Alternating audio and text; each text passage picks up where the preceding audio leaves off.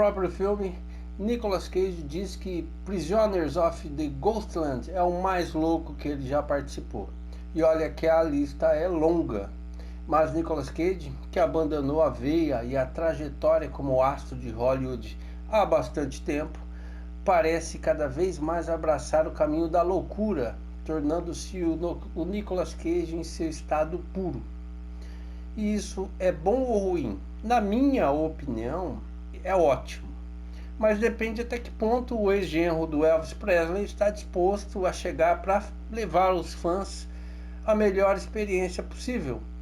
Sem falsas expectativas, Nicolas Cage parece carregar a bandeira da independência, daqueles filmes facilmente encontrados nos anos 90, muitos utilizando o Quentin Tarantino como referência. Com o passar dos anos, os filmes independentes foram perdendo espaço, principalmente nos cinemas, sendo sufocados pelos blockbusters. Prisoners of the Ghostland já havia estreado no Festival de Cinema de Sundance, que foi criado exatamente para exaltar e divulgar os filmes independentes. Em 17 de setembro ele chegará nos cinemas estadunidenses e também nas plataformas digitais por demanda. A história de Prisoners of the Ghostland mostra o astro como Hero, nome legal, né? Hero.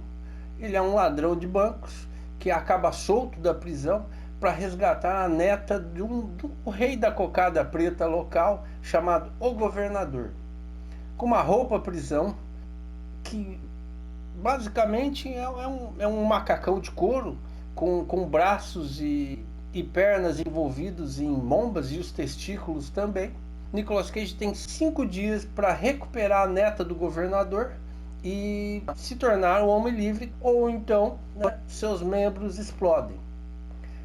Você percebe as similaridades entre Prisoners of the Ghostland e Fuga de Nova York, um filme dirigido, criado por John Carpenter e estrelado por Russell Crowe.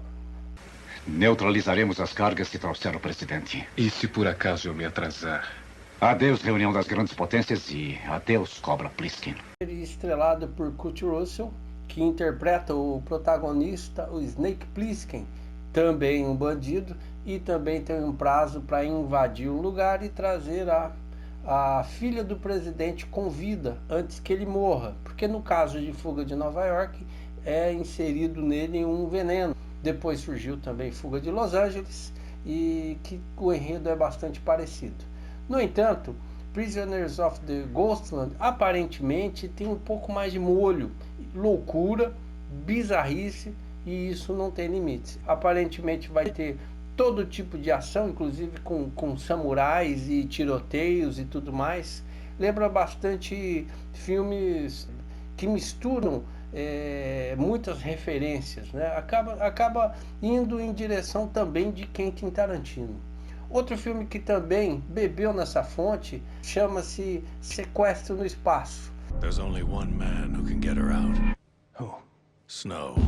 Quando a filha de um presidente é mantida como refém na rebelião de uma estação prisional em órbita da Terra, no futuro, né? Então um ex alguma coisa, casca grossa, é enviado para lá para resgatá-la.